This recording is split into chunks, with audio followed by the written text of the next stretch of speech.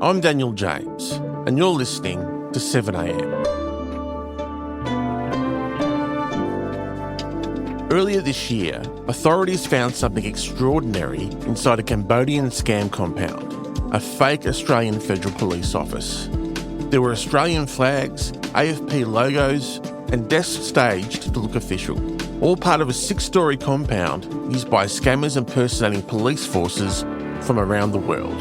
It was a reminder that the scam messages Australians receive are often connected to a far more sophisticated and exploitative criminal industry. New figures show Australians reported more than $2 billion in scam losses last year, and a recent UN report has detailed how people are trafficked into scam centres, held against their will, and forced to target strangers online. Today we're bringing you an episode from last year with Ben Yeo. In early 2024, Ben and his wife were kidnapped and trapped inside one of these Cambodian scam factories. This is the story of how they escaped and why so many others can't.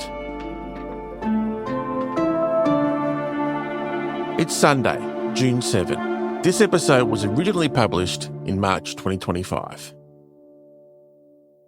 Well, first of all, thank you again for coming on the show and for talking to me. I really appreciate it. You're welcome. Sorry, I'm a bit nervous this morning. No, that's okay. It's very understandable.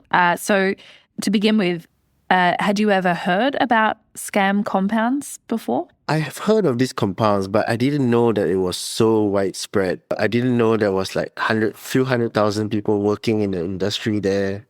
So not until I actually got into one myself. Yeah, and I suppose you would never have thought something like this would happen to you. Oh, of course, never.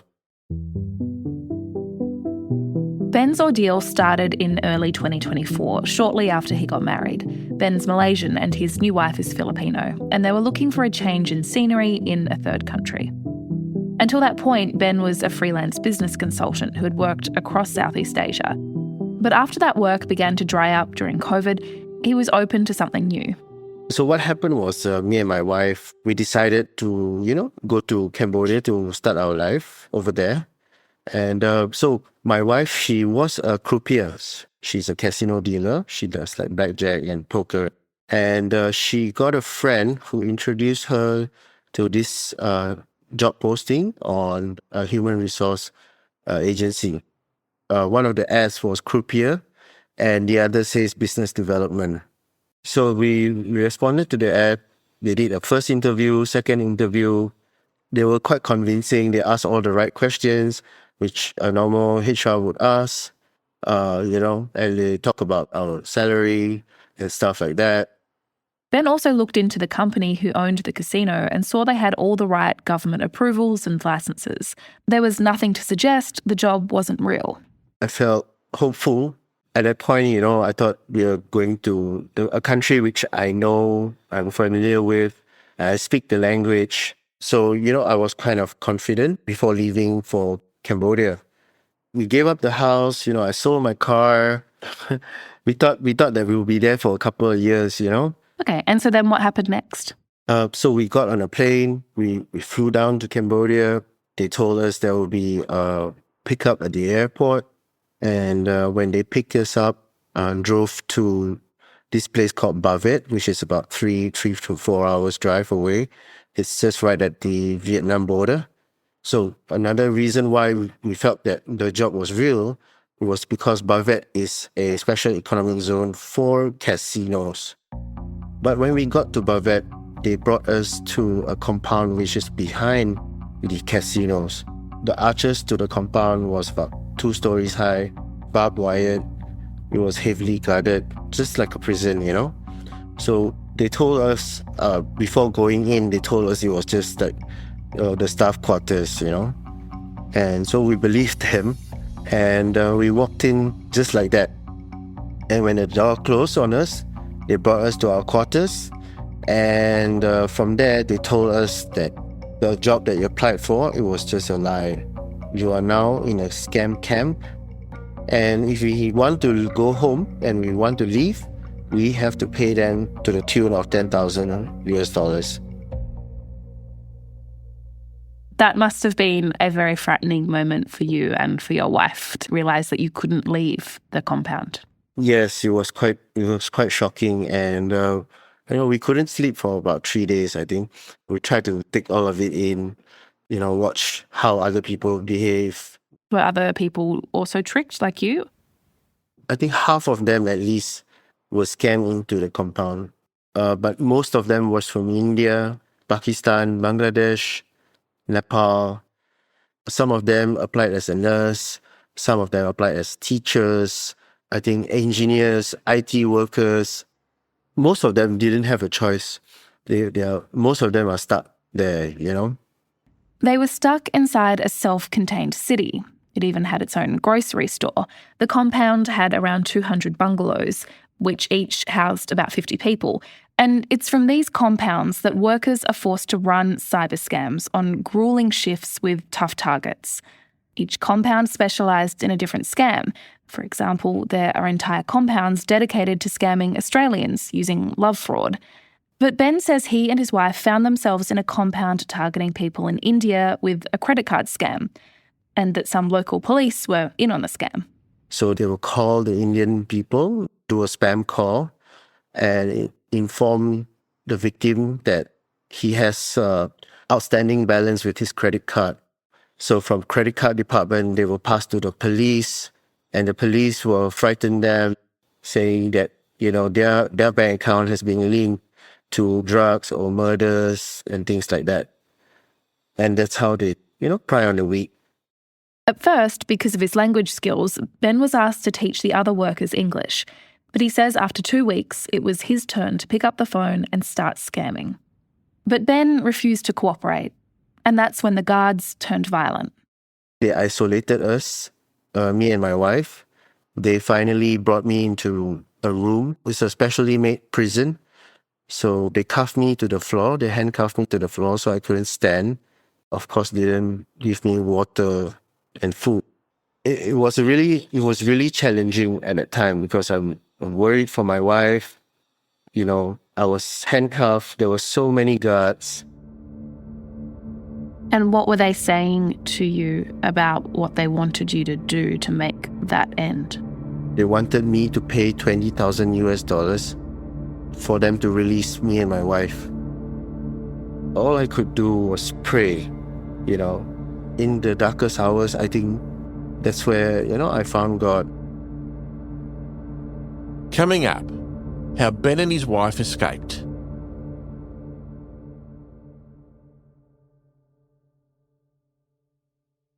Ben, you were held in isolation for 10 days because you refused to do any scams. You were essentially held to ransom. How did you actually manage to get out? We managed to hide a phone so that we would be able to give my parents the location of the place and, what to tell the embassy on where we are at. So I believe the communication through the phone between my parents and my wife, that's how he managed to get the police to come. But the police coming to the compound was just the beginning. The whole ordeal of trying to get home would take months. Before the compound guards released him to the police, they forced him to record a video saying he had been well treated, that he hadn't been kidnapped. Once he'd done that, he was able to go with them. But again, at the police station, he was made to sign a statement, again saying he hadn't been trafficked.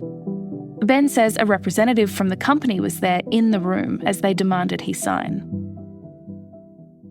I was pretty afraid on that day itself. What did you do?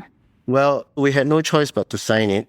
And it was from there I tried to get some legal support, but it was really expensive and we really lost everything going there. So it was quite tough. There were so many things going through our minds. Are we going to be safe, even in police custody? Ben was right to be afraid. Later that day, a car came to pick him and his wife up to take them to the bigger provincial police station, and hopefully one step closer to home. But on their way there, the police car broke down, or it seemed to. Ben realised something was up and he started recording. They faked a car breakdown. They took a car that wasn't working and the car broke down halfway. No problem, No problem, I mean. And Okay. I found that police station was already compromised, and I was just a few minutes away to being sold back to the company. Now go to police. But what change car? Go to police province very. Okay. Ben was able to use his phone to call for outside help to intervene and put pressure on the police. From there, he and his wife Moira spent nearly 3 months living in housing supported by an NGO in Cambodia. He was constantly questioned by the government and made, he says, to feel like a criminal rather than a victim. The line of questioning of the police, wasn't who were these people, how did they kidnap you?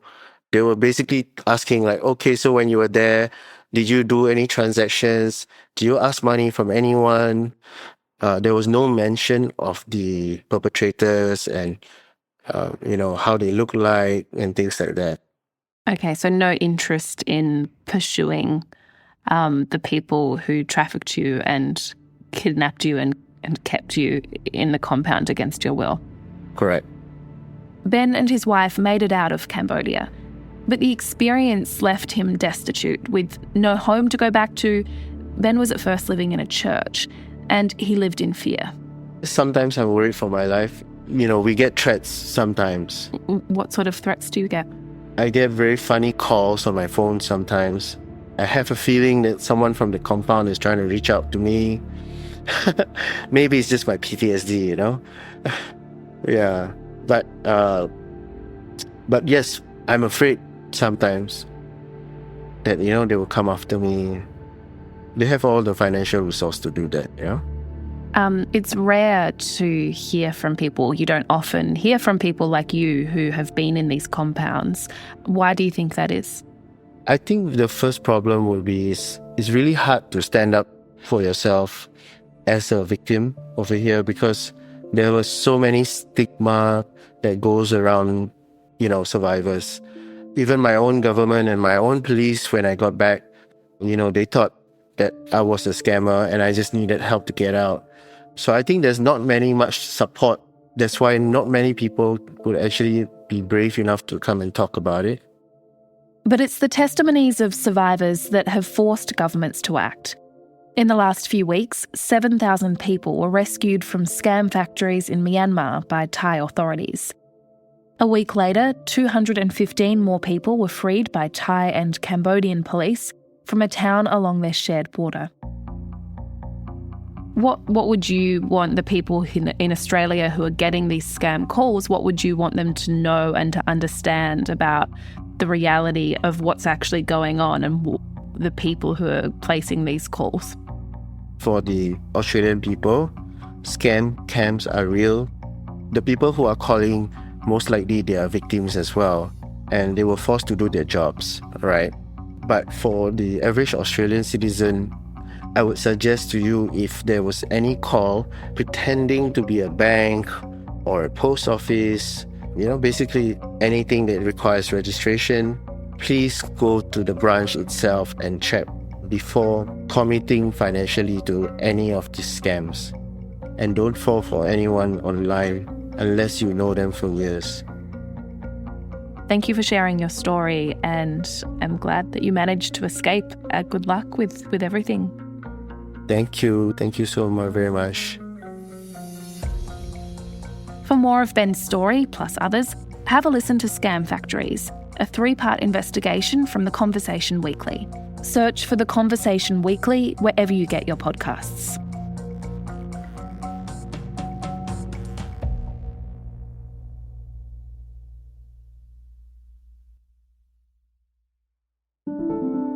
I'm Daniel James. Thanks for listening. 7am will be back tomorrow with an episode on Australia's booming AI data centre industry. Governments say it could help power a new wave of productivity and investment. But as these projects demand more and more electricity, the gas industry is starting to see dollar signs. There is a project in New South Wales called Cloud Carrier that has a 700 megawatt gas-fired power station project attached to it. Just the emissions from that project alone would wipe out all of the projected emissions reductions in New South Wales in 2028, to give you a sense of the scale of the climate impact of this facility. These are massive new fossil-fuelled power stations. See you tomorrow.